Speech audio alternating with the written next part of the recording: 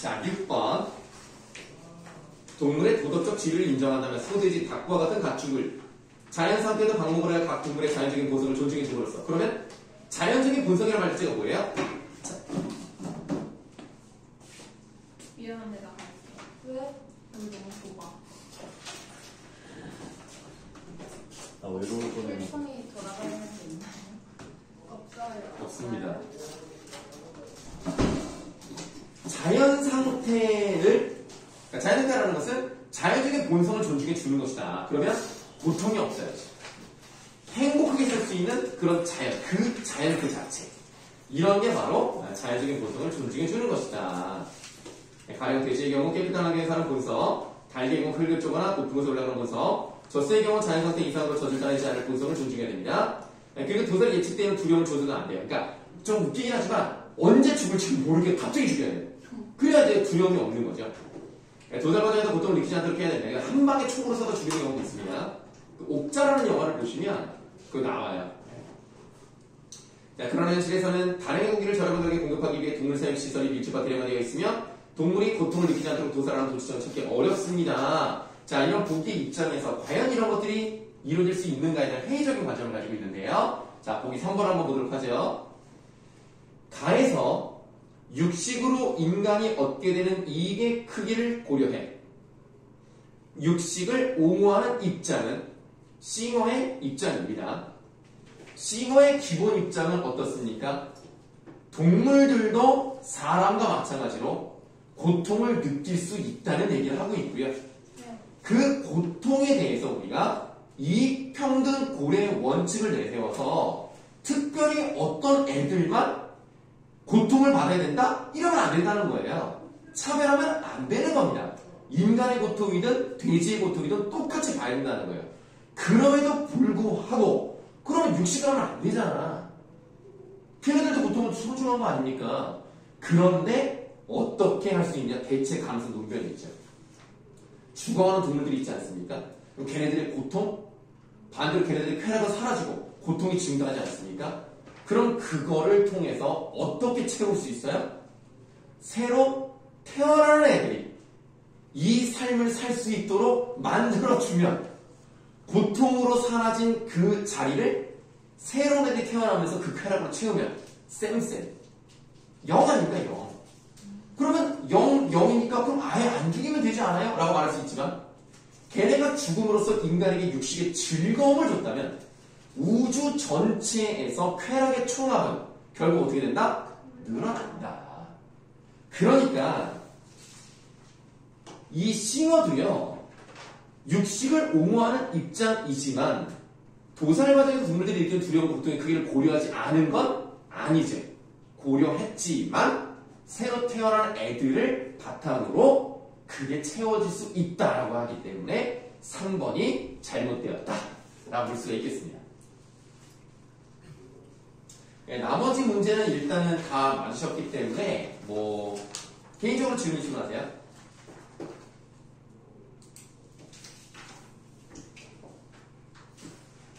없으십니까? 자, 그러면 이번에는 7번부터 12번에 해당하는 거에서 설명을 드려야 되는 문제가 8번과 11번 이 두 문제를 말씀드리면 되겠네요. 혹시 정답이 뭔지 알수 있나요? 앞에 거요? 그러면 제가 정답을 안 보내서 너 정답 안 보냈냐? 죄송합니다. 그럼 앞에 거부터 불러주면 돼요? 그냥 7번부터요. 그냥 궁금해서 그런데 왜 앞에 거는 아니죠? 앞에 거는 못 풀었기 때문에. 그렇습니까? 그럼 7번부터 일단 답을 먼저 불러드리도록 하겠습니다. 7번에 5번, 8번에 4번, 9번에 2번, 10번에 3번, 11번에 4번, 12번에 2번이 되겠습니다. 자, 선생님은 지금 아까 말씀드렸듯이 8번과 11번을 설명드릴 건데요. 그 두 가지 말고 또 질문이 있으실까요?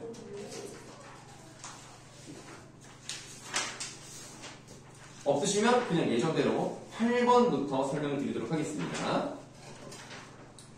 8번제를 풀기 위해서는 우리가 기역과 니은이 있는 부분을 보셔야 되겠는데요. 기역은 촉진합상, 니은은 능동수동입니다.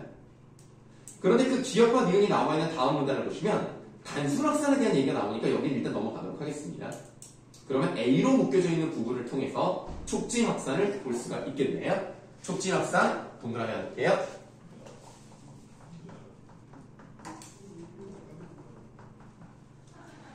자, 촉진 확산은 물질의 운반을 위해 단백질의 작용을 필요로 한다는 점에서 단순 확산과 차이가 있대요. 그러면 우리가 단순 확산을 읽지 않았습니다만 단순 확산은 단백질의 작용이 필요가 없나 봐.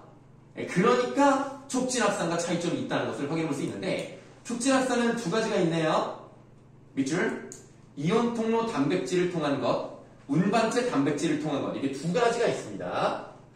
이온 통로 그 다음에 운반체 단백질. 여기 뭐 단백질을 쓰지 않았습니다. 어떤 단백질을 이용한다는 점이 다시 나타나 있는데요. 다시 나눌 수 있습니다. 자, 그 다음 나트륨, 칼륨, 칼슘 등의 이온들은 각각의 이온 통로에 선택적으로 들어간대요. 아하, 그러니까 지금 이온 통로를 이용하는 것들을 보니까 이온들이 나타나는데 나트륨이 Na 플러스인가요? 그냥 NA만 쓰면 되나요? 이온이면 플러스 한 개죠? 자, 아직 살아있네요. 그럼 칼륨은 K 그치? 그 다음 어디? K 플러스? 네. 그러면 칼슘은 C 맞겠네. 플러스? 두 개? 몰라. 아이씨, 그냥 해. 어제 이온 통로는 이온들이 들어가는 얘네가요, 같은 통로에 들어가는 게 아니에요. 따로따로 선택적으로 들어갑니다. 수용체가 다르다는 얘기예요. 자, 이온 통로 단백질은 주로 내재성 막 통과 단백질에 해당하는데 침수성이 있는 이온 통로의 구멍은 이온들이 통과하게 합니다. 하지만이라는 말이 나왔네. 그럼 다른 얘기 나오겠네.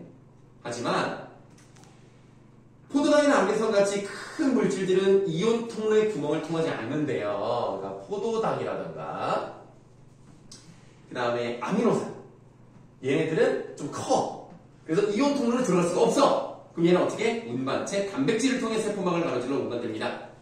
세포 내외에서 운반체 단백질에 물질이 결합된 모양이 변형된대요. 모양 변형된다는 얘기가 여기서 나와 있네요. 자, 그러면 반대 방향으로 이동해야 됩니다. 그리고 물은 삼투압 차이에 의해 아쿠아포린이라는 특정 단백질 정도로 인지를 통과합니다. 이 역시 촉진 학습의 예입니다.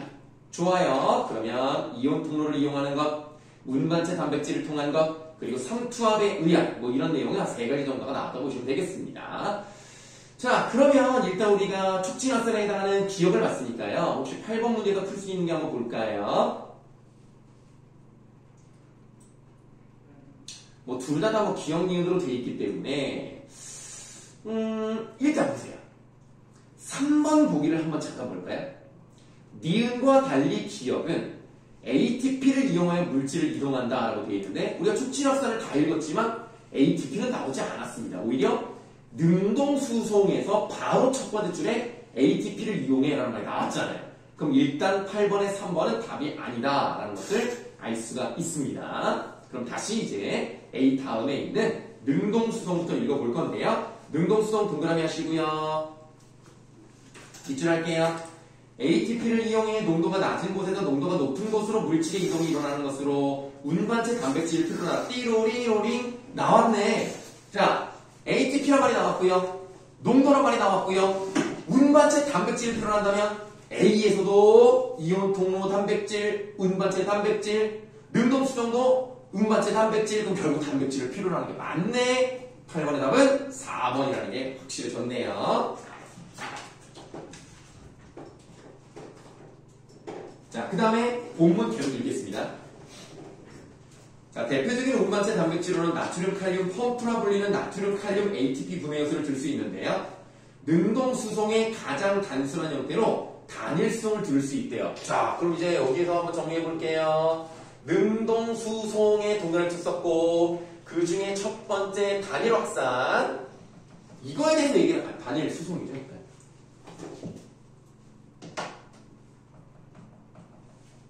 근데 단일 수송은요 딱히 설명이 없어요. 그냥 단일 수송이 있다, 이게 끝입니다. 가장 단순한 형태다. 그럼 끝났어. 한 편이란 말이다. 지금 다른 얘기 나온 거야. 한편 세포 내 나트륨 이온의 농도가 증가하면 나트륨 칼륨 펌프의 모양이 변해요. 이온 농도가 증가하면 펌프가 변해요. ATP 분해로 생기는 에너지를 이용해 세포 내 나트륨을 밖으로 방출시키고 동시에 칼륨은 나트륨과 반대 방향으로 역수송됩니다. 그럼 지금 우리가 보고 있는 이 부분은 역수송에 대한 얘기예요.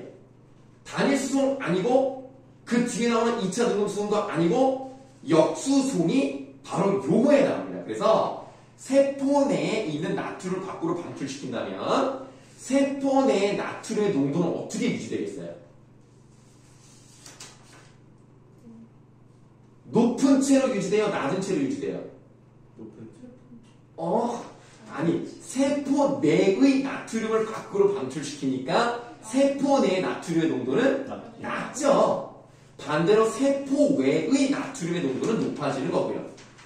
그 다음에 이와 반대로 칼륨은 세포 내 칼륨의 농도는 어떻게 유지가 되겠습니까? 높게 유지되고 세포 외 칼륨의 농도는 낮게 유지되는 게 일정 농도다 라는 게 이제 딕에서 나와 있는 것이죠. 자, 그러면 일단 이 정도 읽어봤으니까 11번 문제로 가시겠습니다. 11번 문제 적절하지 않은 것을 골라보라 그랬습니다. 자, 보기 2번 볼까요? 니은이 역수송이네요. 니은에서 세포 내 나트륨 이온의 농도가 증가하면 아까 말씀드렸죠? 이온 농도 증가하면 펌프 모양 변한다 라고 말씀을 드렸기 때문에 2번은 답이 될 수가 없습니다. 그 다음 이제 우리가 2차 능동 수송을 봐야 되니까요. 봐야 되는데 그럼 2차 능동 수송을 봅시다. 자, 앞으로 가셔서 디귿 다음부터 볼게요. 자, 한편 2차 능동 수송은 농도 차이에 의한 물질 이동에서 발생하는 에너지를 이용해 농도에 역행하는 물질이 같은 방향 또는 다른 방향으로 수송되는 게 2차 능동 수송입니다. 농도에 역행하는 물질이 같은 방향으로 수송될 수도 있고 반대 방향으로 아니 다른 방향으로 수송되는 것도 가능하다는 거예요. 그렇다면 11번에서 보기 4번에 니은과 달리 디귿은 운반체 단백질을 필요로 하는 것으로 농도에 역행하는 물질이 같은 방향으로만 이게 틀렸죠? 같은 방향 또는 다른 방향. 그래서 4번이 답이 되겠습니다. 다른 질문이 있으실까요? 네. 농도에 역행하는 물질이 같은 방향 또는 다른 방향으로 수송된다는 게 무슨 뜻이에요? 아, 사실은 선생님도 이게 무슨 말인지 잘 모르겠습니다. 농도에 역행한다는 게 선생님 생각으로는 농도가 높으면 반대로 간다라는 게 아닌가 싶은데요.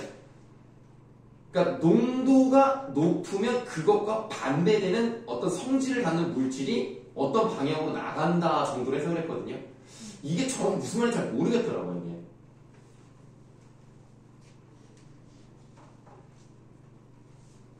다른 질문이요?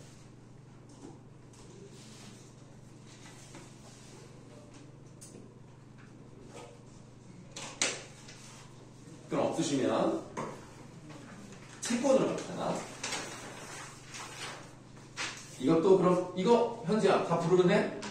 13번부터 3 5 1 5 5 자, 선생님은 13, 14, 16을 설명할 겁니다. 좀 반응을 좀 보여주세요. 네. 네. 아니 저기 현지한테 한 말인데. 저 고개 끄덕거림 했는데. 아 그렇습니까? 꼭 고개를 끄덕거림을 했다고요? 과거는 명사형 어휘를 사용하는 거 아닌가요? 네, 그냥 고개 끄덕거렸는데요 라고 하면 될 것 같습니다. 네. 자, 여러분들 일단 채권이 나왔는데요. 선생님도 나름 채권에 채권 투자자입니다. 롯데호텔이라고 당연히 들어보셨죠? 네, 롯데호텔 채권단입니다. 네. 아주 어마어마한 큰 걸로 2개를 좀 넣었어요. 네. 채권 주식과 다릅니다. 주식은요 내가 원금을 손실할 수도 있다는 거예요. 손실시킬 수 있는데 채권은요 거기에 정해져 있는 금액은 무조건 보장을 받아요. 다만 회사가 망하면 못 받지. 회사가 망하지 않는 한 그 써있는 원금이 써있단 말이야. 원금하고 그리고 그 기간까지 나에게 들어오는 이자가요 따박따박 들어옵니다. 물론 거기 나와있지만 변동금리도 있고 고정금리가 있어요. 물론 그런 게 있을 수 있겠습니다만 어쨌든 이자가 들어오니까 사실 채권은 주식보다 안전하고 그리고 뭐 시간이라는 거 만기라는 건 있어야 되겠습니다만 어쨌든 뭔가 받을 수 있다는 점. 회사가 망하지만 않다는. 선생님도 이제 롯데호텔에 이제 투자한 지가 좀 돼가지고 내년 1월에 이제 원금 받거든요. 네, 그러면 그때 이제 뭐 설마 6개월 안에 망하겠습니다. 그래서 이제 받겠죠. 자, 얼마나 오셨어요? 큰 걸로 2장이라고 말씀을 드렸는데. 200만 원? 에헤이, 이 사람은 200만 원만 큰 거 2장인데 200만 원이겠어요? 2억? 야, 2억이면 내가 집을 샀지. 그니까요. 네, 20만 원. 나에겐 커. 크죠? 엄청 크죠, 20만 원이면. 네. 잘 되시면 네? 고기 한번 사주세요. 아니, 왜 내가 이 얘기만 하면 다 나보고 사달래. 그러게. 아니, 내가 왜 사줘야 되는데, 왜? 어? 현수야, 네가 사줘야 되는 거 아니니? 네? 너 잘 살잖아. 어떤 점에서요? 네? 아니, 귀침하게 생겼잖아. 나는 막 피부도 까맣고, 막 노예같이 생겼잖아. 너는 그거가 피부도 하얗고, 얼마나 살겠냐. 아니, 어머니께서 맨날 태워다 주시고, 나는 내가 운전하고, 그거는 나이 제가 운전을 할 수는 없어요. 아니, 어쨌든, 너는 어떤 약간 대우를 받는 입장이고, 난 내가 직접 옛날 같았으면 내가 그냥 말 이러면서 달렸다는 그런 개념 아니냐. 그러니까, 나를 사줘야지 오히려 좀 힘들어 죽겠네. 자, 일단 채권이라고 하는 건요, 어떻게 생각하시면 되냐면, 자, 여러분들이 만약에, 1,000만 원을 투자했다고 봅시다. 계산이 좋게. 1,000만 원 투자했어요. 1년 뒤에요. 1,100만 원을 만기 수익률로 챙길 수 있다. 그러면 그때 당시에 1,100만 원이 지금의 느낌으로는 1,000만 원인 거 아니야. 1,100만 원에 대해서 그 가치를 1년을 거꾸로 하면 그게 1,000만 원이야. 그러니까 이 말을 뭐라고 표현하죠? 미래의 현금 흐름의 가치를 지금의 가치로 뭘 한다? 할인한다라고 표현하는 거예요. 그래서 미래 내가 총 받을 돈에서 그게 지금의 얼마인가? 이거를 할인한다라고 표현합니다. 그래서 우리가 채권이라고 하는 거는요, 그 밑에 수식이 뭐 복잡하게 나와 있습니다만, 뭐 시장 이자율도 생각해야 되겠고, 표면 금리도 생각해야 되겠고, 만기도 생각해야 되겠고, 액면까지 다 생각해서 짝짝짝짝 만들어낸 걸 균형 가격이라고 하는 거란 말이야. 일반적으로 이자율이라는 것은 마이너스 1은 없잖아요. 플러스 1이기 때문에 우리가 각 상식으로 생각해봐. 일반적으로 그러면 미래 받을 돈에 비해서 지금의 가치는 당연히 높겠어요? 낮겠어요? 맞아요. 당연히 낮을 수밖에 없는 거예요. 그래서 액면가보다 더 싸게 일단 사는 게 일반적이다. 할인된 가격으로 사니까. 아시겠죠? 자, 그거를 이제 일단 기억을 하셔야 되고요. 우리 첫 번째 문단을 보도록 하겠습니다. 그러니까 채권은 주식과 같은 금융투자 상품으로 주식이 그러하듯 자본을 조달하는 수단으로 활용이 됩니다. 그렇군요. 뭐죠? 왜 웃죠? 네. 할인된 가격으로 산다는 뜻이 무슨 뜻이에요? 그러니까 무슨 말이냐면 디스카운트 해주세요라는 의미의 할인이 아니에요. 네. 내가 아까 뭐라고 그랬냐면 만약에 이율이 10%야. 네. 근데 거기에 액면가가 예를 들면 1억이야. 그럼 1억에 10%면 1억 1000이 되잖아요. 1년 뒤에는. 그 가격이, 그 금액이 지금의 가격으로 생각하면 1억인 거야. 나중에 받을 거예요. 그렇지. 그러니까 이렇게 생각하면 돼. 지금 1억을 넣으면 1억 1000이 돼서 나오지. 그러니까 1억 1000에서 거꾸로 오면 1년을 거꾸로 오면 1억이 되는 거잖아. 네. 그 거꾸로 오는 개념이 할인이야. 네. 네, 그런 거예요. 그래서 그 돈의 가치가 하락한다고요? 돈의 가치가 하락한다는 말을 한 게 아니고요. 미래에 받을 돈에 비해서 네. 지금 투자하는 그 가격이 있을 거 아니야. 네. 그게 낮을 수밖에 없다는 얘기를 한 거예요. 아. 네, 그렇죠? 1억 천보다 1억이 더 낮으니까. 아. 네. 자, 그러면 이제 우리가 첫 번째 문장 읽었고요. 그 다음에 첫 번째 문단의 마지막 문장을 보시겠습니다. 이때 발행된 채권 한 장의 가치를 액면가라고 해요.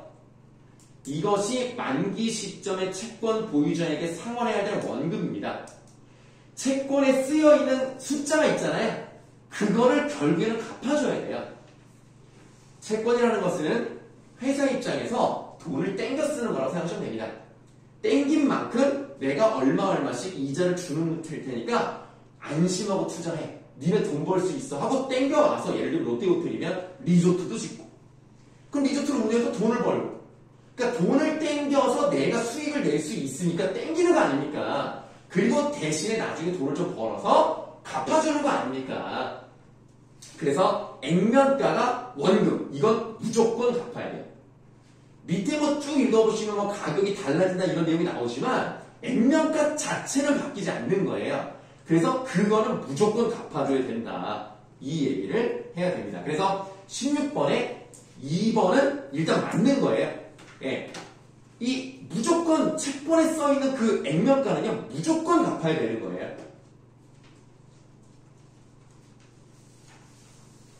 근데 뭐 여기서는 이제 2번을 고른 사람은 없습니다. 그냥 이제 설명하다가 보니까 그렇게 된 거고요. 자, 이제 다시 이제 본문으로 들어갈게요. 두 번째 문단을 보시면 무이표 채권은 이자 지급 안 해도 돼요. 그 다음에 이표 채권은 만기 이전에 이자를 지급해야 됩니다. 물론 무이표 채권이라고 해서 만기 시에는 이자를 지급하는지에 대한 설명은 없어요. 그러니까 만기에 이자를 지급할 수 있는 겁니다. 그건 안 나와서 내가 정확히 모르겠어요. 어떤 만기 이전에 지급을 하지 않는 게 있고 이자를 지급하는 게 있어요. 일반적으로는 이표 채권이 더 많습니다. 자, 그러면 이표 채권의 경우 주식의 경우는 당연히 수익의 발생 여부와 관계없이 이자를 지급해야 합니다. 이게 좀 무서운 거죠. 그렇게 써있는 게 바로 뭐예요? 표면금리라고 하는 거예요. 우리가 눈으로 보는 숫자, 원금은 액면가, 우리가 얻을 수 있는 이자를 표면금리라고 하는 겁니다. 세 번째 문단을 볼게요. 채권 투자는 채권에 보장된 이자 소득 외에 채권의 가격 변동에 따라 손익이 발생합니다. 채권은요, 내가 롯데호텔에 투자해서 받았다 하더라도요, 다른 사람에게 팔 수도 있어요. 그래서 가격 변동이 있을 수 있습니다. 이때 자산의 가치는 그 자산으로부터 기대되는 미래 현금 흐름의 현재 가치에 의해 결정된다. 이게 아까 말했던 할인의 개념인 거죠. 내가 지금 1억이 있어요. 1억의 가치라는 건요, 기대되는 미래, 1년 뒤, 뭐 2년 뒤, 만기가 있을 거 아닙니까? 그 미래 현금 흐름이 있고, 그 현금 흐름을 할인시켜서 지금의 돈이 되는 그걸로 결정이 된다는 얘기예요. 이런 경제학의 기본 원칙이 채권 가격이 더 반영이 되는데요. 이표 채권은 이자 지급액이 이자를 지급하는 기간마다 달라지는 변동금리 채권, 만기까지 이자 지급액이 변하지 않는 고정금리 채권으로 나눌 수 있습니다. 선생님은 고정금리 채권이어서 3개월에 한 번씩 들어옵니다. 이자율도 거의 비슷하게 들어와요. 그럼 저기 3개월마다 한 번씩. 이 사람아 20만원 투자했어. 3개월에 한 번이라도 600원 들어온다.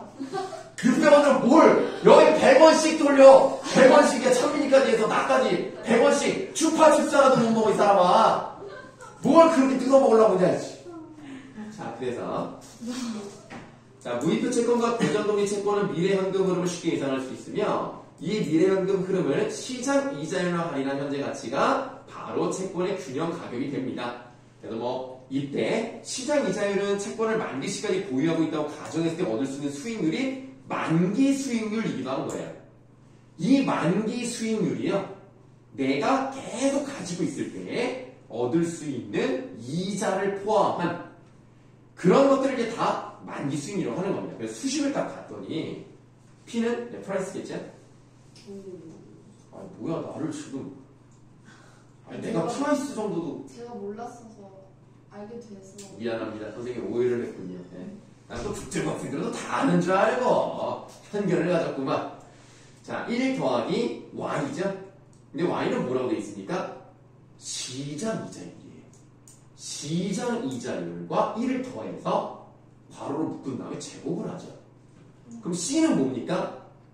표면 금리에 따른 이자 지급액이에요. 그러면 C는 안 바뀌어요. C는 바뀔 수가 없죠. 표면 금리는. 자, 그 다음에 Y는 어때요? 바뀌어요, 안 바뀌어요? 바뀌어요. 바뀔 수밖에 없죠. 시장 이자율은 시장에 따라 달라지는 거니까. 그러면 만약에 시장 이자율이 높아졌다. 네. 그럼 채권의 가격은 어떻게 됩니까? 낮아지겠죠. 분모가 커지니까. 그리고 만기가 길면 길수록 그 제곱이 1, 2에서 뭐 10년 만기면 10까지 갈 거 아닙니까? 네. 그럼 이 경우는 시장 이자율이 높아지면 점점 분모가 커지는 거 아니에요? 그럼 당연히 프라이스는 낮아질 수밖에 없는 거죠. 뭐 이해 안 될 거 없죠? 네. 왜 윤이 뭐가 문제가 있나? 눈이 막 돌아가지고 해? 그냥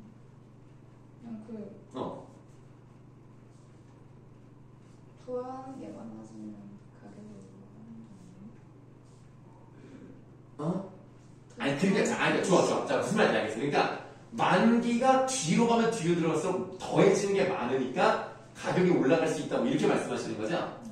아, 맞아요. 뭐 그럴 수 있죠. 만기가 뭐 10년, 20년, 30년일수록 더해지는 게 많으면 그럴 수도 있어요. 다만 상대적으로 더해지는 그 값이 작아질 거 아닙니까? 막 예를 들면 100이었다가 50이었다가 30이었다가 좀 줄어들 거 아닙니까? 네. 그러면 시장 이자율이 고정됐을 때에 비하면 채권 가격이 내려가는 건 당연한 거겠죠. 아닌가? 그러니까 시장 이자율이 높아진다는 얘기는 분모가 커진다는 얘기죠. 네. 그리고 그 커진 거의 제곱이 점점 커지면 분모가 점점 많이 기하급수적으로 커지는 거 아닙니까? 그러면 더하는 횟수가 1부터 10까지 여러 개가 있다 하더라도 상대적으로 값이 떨어지는 게 커질 거 아니에요. 뭔가 총합이 아닌 거예요. 아니, 총합은 맞는데, 네. 그러니까 내가 하고 싶은 말은 뭐냐면, 예를 들어서 처음에는 10분의 1이었다가, 네. 그 다음에 20분의 1이었다가, 네. 30분의 1이었다가 40분의 1이 되면 점점 분모가 커지는 걸로 가잖아요. 네. 그러면 1년째 값, 2년째가 더하는 거 맞아요. 네. 더하는 게 많아지면 많아질수록 그러면 오히려 더하는 게 많으니까 올라가는 게 아닙니까? 라고 말할 수 있어요. 맞죠? 거기까지 맞죠? 지금 네 생각이 그런 거잖아. 네. 그런데 그렇게 하는데 만약에 시장 이자율의 변화가 없다고 생각을 해봐. 그럼 처음부터 계속 10분의 1이면 이 값이 더 큰 거 아닌가? 시장 이자율이 안 변한다고요? 안 변한다고 가정을 하면 10분의 1 계속 똑같을 거 아니야. 근데 분모의 제곱 1의 제곱, 2의 제곱, 3의 제곱, 4의 제곱 이렇게 그러면은 10분의 1 계속 될 수가 없잖아요. 그러니까 지금 윤이야, 내가 하고 싶은 말은 뭐냐면 지금 두 가지 예를 극단적으로 말해서 차이점이 있다는 걸 보여주고 싶어서 그렇게 말을 한 것뿐이야. 네. 그러니까 이게 당연히 제곱이 되고 세제곱이 되니까 맞는데 시장 이자율이 높아졌을 때 제곱이 되는 값과 네. 시장 이자율이 그대로일 때 제곱이 되는 값은 시장 이자율이 그대로일 때 제곱이 되는 값이 더 커요. 크잖아. 그대로일 때가 더 크다고요? 분모가 커지면 값이 작아지니까 아니 만기가 둘이 똑같다고 쳤을 때 만기가 둘이 똑같다고 쳤어요. 만기는 똑같다고 가정을 해요, 당연히. 만기는 이미 정해져 있는 것이고 시장 이자율이 올라갈 수 있고 내려갈 수 있는데 똑같을 때의 값과 예를 들어 점점 시장 이자율이 올라갈 때의 값은 네. 10번을 더할 때 당연히 시장 이자율이 그대로일 때 분모가 일단 같다고 가정을 하자고. 네. 그럼 그 값이 전체적인 프라이스는 높을 거 아니에요. 분모가 작은 그냥 분모가 그대로라고 생각하고 네. 이자율이 높아지면 분모가 커지니까 값이 작아지는 것끼리 10번을 더하는 거 아니야. 그러니까 시장 이자율이 그대로일 때 10번을 더하는 것과 시장 이자율이 높아질 때 10번을 더하는 것은 당연히 가격 차이가 있을 수밖에 없겠죠. 그건 아는데. 그러니까 더 많아질수록 가격이 하락한다고 하셨잖아요. 그러니까 만기가 더 길어질수록 가격이 하락한다고 하셨잖아요. 상대적인 값이 내려간다는 얘기예요. 뭐랑 비교했어? 시장 이자율이 높아졌을 때, 그러니까 그대로일 때랑 비교했을 때. 맞아. 그대로일 때보다 네. 이게 제곱이 2, 3, 4, 5 이렇게 커지잖아요. 네. 그러면 그게 아까 그래서 그게 말한 게 10분의 1, 20분의 1, 30분의 1 이렇게 가면 네. 만기가 이렇게 정해져 있다 하더라도 상대적으로 더해지는 값이 작아지는 걸로 더해지잖아요. 네. 근데 그게 어떤 의미예요? 나 그게 뭐? 그러니까 가격이 최종적으로 채권의 가격이 네. 생각만큼 많이 네. 그러니까 생각만큼 크지 않다는 얘기를 하는 거죠. 네. 시장률이 그대로일 때의 값과 시장 이전이 높아졌을 때의 값은 차이가 나요. 네.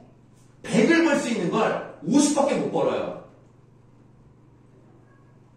시장 이전이 높아지면 네. 그러면 가격이 낮아지는 것과 마찬가지잖아요. 네. 됐어요? 네. 그럼 이제 네. 자, 그래서 M은 채권의 액면가이다 라고 되어 있죠. 이 액면가는 변하지 않습니다. 그래서 요 값은 그대로 시장 이자율만 보면 되는 거예요.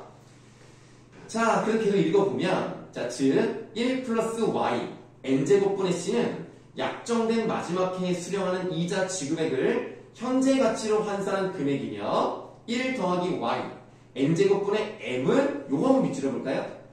만기 시에 수령하는 액면가를 현재 가치로 환산한 금액이다. 그러네. 자, 결국 모든 이자 지급액의 현재 가치와 액면가의 현재 가치를 합한 값이 채권의 균형 가격이 됩니다. 무이표 채권의 경우는요, 이자를 생각할 걸 필요가 없잖아요. 무이표는요, 이자를 지급 안 하잖아요. 그럼 C가 뭐야? 그냥 0이라고 보면 돼. 그럼 0이니까 앞에 있는 모든 수식은 생각 안 해도 되지.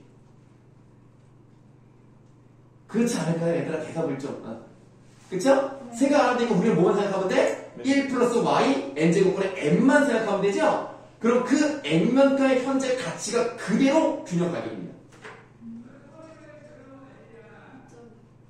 자, 그 다음에 밑에 내려가셔서 다음 문단에 무슨 수식이 있고요. 수식 다음 줄 또 보도록 하겠습니다. 자, 결국 채권의 미래현금 흐름이 확정되어 있는 상태에서 현재 가치를 계산하는 데 사용되는 이 시장 이자율이 시시각각으로 변하면서 채권의 가격도 변동되는데 위의 수식에서 얼마나 친절하니? 밑줄 한번 해봐라.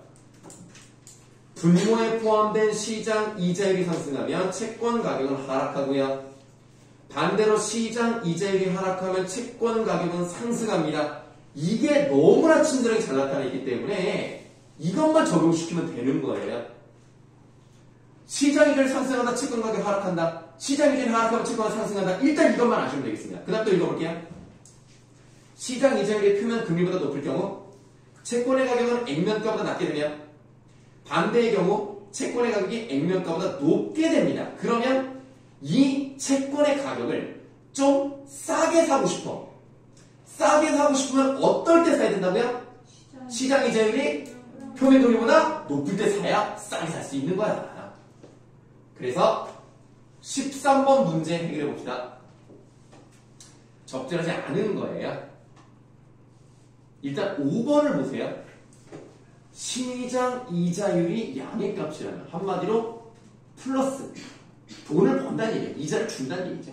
그러면 무이표 채권은 항상 액면가보다 낮은 가격으로 발행된다 라고 했습니다. 보세요. 무이표 채권은 시장 이자를 그 이자율을 생각할게. 그러니까 다시 할게. 표면 금리를 생각할 필요가 없어요. 그렇죠? 그러면 시장 이자율이 양의 값이랑 플러스잖아. 그러면 일단 우리가 그 수식에서 1 플러스 y n제곱분의 m 이거를 보시면 당연히 너무나 당연히 액면가보다 낮은 가격으로 발행될 수밖에 없는 겁니다. 할인된 가격으로 살 수밖에 없는 거죠. 그래서 13번에 5번은 맞고요. 13번에 3번이 답인데 이게 너무 웃긴 게 그냥 어떻게 보면 간단하게 생각하시면 돼요. 구매자는 발행자가 공개한 채권의 등급이 아니라 이거 누가 공개를 합니까? 신용평가 회사가 발행합니다. 아니 발행이 아니라 공개를 합니다. 그게 108쪽 맨 밑에 나와 있어요. 13번의 답이 3번입니다. 그 다음 14번을 풀기 위해서 기억을 보실 건데요. 만기 이전의 채권을 팔면 시장 상황에 따라 다시 말하면 뭐야? 시장 이자율이 달라진다는 얘기야. 시장 상황에 따라 구매 시 가격보다 낮은 가격에 팔아야 될 수 있대요. 가격이 내려갔다는 얘기 아닙니까? 가격이 내려갔다는 건 시장 이자율이 어떻게 됐다는 거예요? 올라갔다는 얘기죠. 그러니까 14번의 답이 5번인 겁니다. 채권 판매 시 시장 이자율이 채권을 구매했을 때 시장 이자율보다 높을 수 있으면, 높아지면 채권 가격이 내려간다라고 했잖아요. 그러면 아무래도 내가 샀을 때보다 싸게 팔 수도 있다는 얘기입니다. 14번에 5번이 답입니다. 뭐 다경이 뭐 할 말 있나? 아니요. 아니에요. 자, 16번 가시겠습니다. 자, 윗글을 바탕으로 보기에 가를 이해한 내용으로 적절하지 않은 건데요. 자, 가가 채권입니다. A기업은 10년 만기로 채권 한 장을 발행하기로 했습니다. A기업은 이 채권을 고정금리 채권으로 발행하기로 해서 구매자에게 매년 1회 1천만 원씩 이자를 지급하기로 결정했습니다. 오헛. 액면가는 1억 원이래요. 1억 원이라고 되어 있고요. 매년 1천만 원이니까 금리는 몇 프로입니까? 10%가 표면 금리입니다. 그러면 보기 1번 가의 균형 가격에는요 매년 지급하기로 한 이자의 현재 가치, 그게 바로 뭐예요? 왼쪽 페이지에 있는 수식에서 1 플러스 y 제곱 분의 c, 여기에 해당하는 거죠. 이거를 다 더한 값, 이것을 그러니까 그 값을 현재 가치라고 보고 그게 다 더하는 게 균형 가격에 포함이 되겠죠. 그래서 1번은 맞는 내용이고요. 보기 4번. 가에 책정되는 시장 이자율이 12%래요. 오호, 이거 봐라. 12%라면 표면 금리보다 높아요. 높으면 균형 가격이 1억보다 낮은 채권을 살 수 있겠죠? 네. 그럼 4번도 맞네요. 5번 볼까요? 가의 가격을 책정할 때 액면가의 현재 가치는 시장 상황에 관계없이, 자 이거 봐봐, 얘는 뭐야? 얘는 고정금리 채권이란 말이야. 그러면 시장 상황에 관계없이라고 말할 수가 없죠. 시장 이자율이 높아지고 낮아지냐에 따라서 가격이 달라지는데 어떻게 시장사에 관계없이 1억 원을 1.1에 10제곱으로 나눴냐? 안 돼요. 지금 이 말은 뭐냐면 1 플러스 y의 n제곱분의 n만 계산하겠다는 얘기예요. 그러면 안 되죠. 앞에 있는 c도 다 계산해야 될 거 아닙니까? 그래서 5번이 틀린 겁니다. 다시 한 번만요. 자, 지금 우리가 그 왼쪽 수식을 보시면 p는 1 플러스 y의 1제곱분의 c 플러스로 해가지고 이렇게 했을 거 아닙니까? 보이시죠? 그다음에 맨 오른쪽에 있는 게 뭐예요? 1 플러스 y의 n제곱은 m이잖아요. 이 m이 액면가죠. 네. 네, 그러면 여기서 m이 액면가니까 m을 1억으로 둬야 되겠죠? 네. 그럼 1억을 1 플러스 시장 이자율의 10년 만기니까 10을 제곱해야 되잖아요. 10제곱을 해야 되지 않습니까? 이해되시죠? 그 부분만 가지고 가격을 책정할 수 없잖아요. 뭐가 있어야 되니까? 이자 지급이 있어야 될 거 아닙니까? 고정금리 채권이니까 이자를 매번 정해진 시간에 줘야 될 거 아닙니까? 그러면 이 수식의 맨 오른쪽만 계산하면 안 돼요. 왼쪽에 있는 부분도 계산했어야 된다는 얘기입니다. 네, 그럼 이거는 뭐 잠깐만. 일단 답이 여기서 이해됐어? 그럼 C인 이자 지급액이 제시가 돼서 그걸 모두 다 더해야지 가격을 구할 수 있다는. 그렇죠. 그게 빠졌잖아요 지금. 네. 네. 그 다음에 현지 뭐야? 이 5번 설명은 무효표 채권의 설명이 뭐예요? 이거 고정금리 채권이니까 무이표가 아니죠. 이표 채권. 이표 채권이죠 이건. 5번이요? 아 16번에 5번이 무이표 채권인가를 물어본 거예요? 네. 예, 무이표 채권일 때는 이렇게 하는 것도 가능하겠죠. 예, 그러나 위에 보기는 이표 채권에 관련된 거니까 5번으로 계산하면 안 된다는 얘기예요. 아, 예. 근데 무이표 채권은 네. 그 시장 상황을 반영해야 되는 거예요? 무이표 채권도 당연히 반영해야죠. 왜냐면 Y가 일단 있으니까. 다만 이 5번 같은 경우는 지금 액면가 M을 1 플러스 Y 이거를 1.1로 뒀잖아요. 사실은 1.1도 맞지가 않아요. 왜냐면 지금 1은 그 1.1이라고 해서 10%로 지금 계산이 된 거잖아요. 네. 그래서 10%인지 아닌지는 정확하게 알 수가 없어요.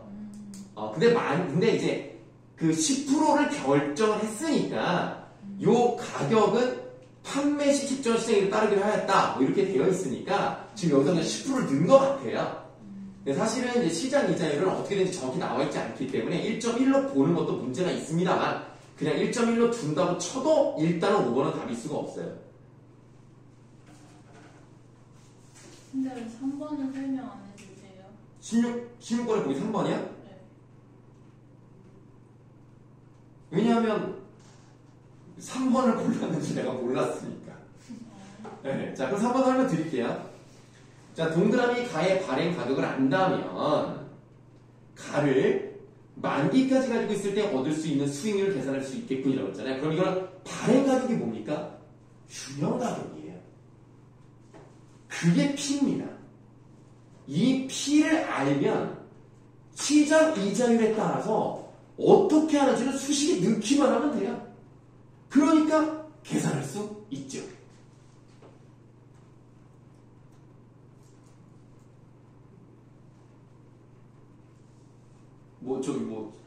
이해가 안 되는 부분이 있으면 말씀을 하세요. 저는 발행 가격이 네. 아니라 시장 이자율을 알아야지 계산할 수 있다고 생각했는데 네. 왜 발행 가격을 알면 시장 이자율도 아는지 이해할 수 없어요. 아, 시장 이자율을 안다라는 뜻은 아니고요. 시장 이자율은 매번 시장에서 결정이 되겠죠. 네. 그러니까 우리가 그거는 1년 뒤 시장 이자율을 알 수는 없죠. 다만 1년이 지났어요. 그때 시장 이자율은 알잖아요.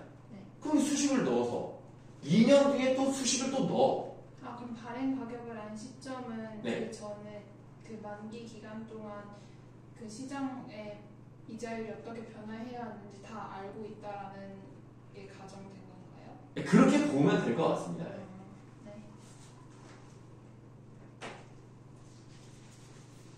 자, 다른 질문 있으실까요?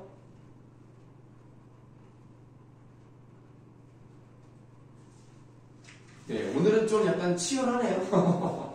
오늘은 지금까지랑 좀 분위기가 다른데? 좀 내용이 어려워서 그런가?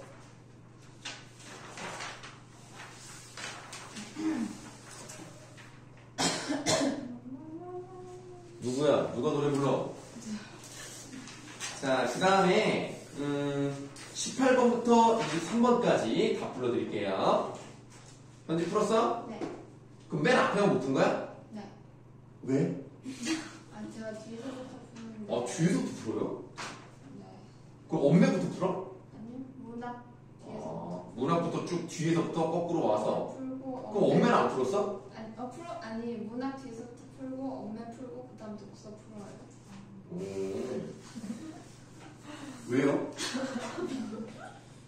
제일 그나마 잘 할 수 있는 거. 아니, 내 말은 문학도 앞에서부터 풀 수도 있잖아요. 근데 왜 뒤에서 푸냐? 그냥 궁금해서 그냥. 뒤에가 고전이잖아요. 맨 뒤에가 문학이 보통이에요. 여기는 아니네. 거기는 아니지만 근데 저는 현대보다 고전이 어려워서 제일 집중할 수 있을 때 고전을. 예, 알겠습니다. 다 불러드리겠습니다. 18번에 5번. 19번에 5번, 20번에 2번, 21번에 3번, 22번에 2, 23번에 5가 되겠습니다. 23번. 네, 선생님은 18번과 23번을 설명드릴 겁니다. 그 20번에 2번도 줘. 아, 알겠어요. 그러면 18, 20, 23 이걸 이제 설명드릴 건데 자 아, 근데 왜 그러냐면 저기 녹화 중인데 한번 끊고 갑시다. 네. 아, 왜냐면 선생님 지금 용량이 다 될 것 같아서. 아, 네, 일단 끊고 쉬었다가 할게요. 내가 답은 불러줬죠 지금? 네. 네.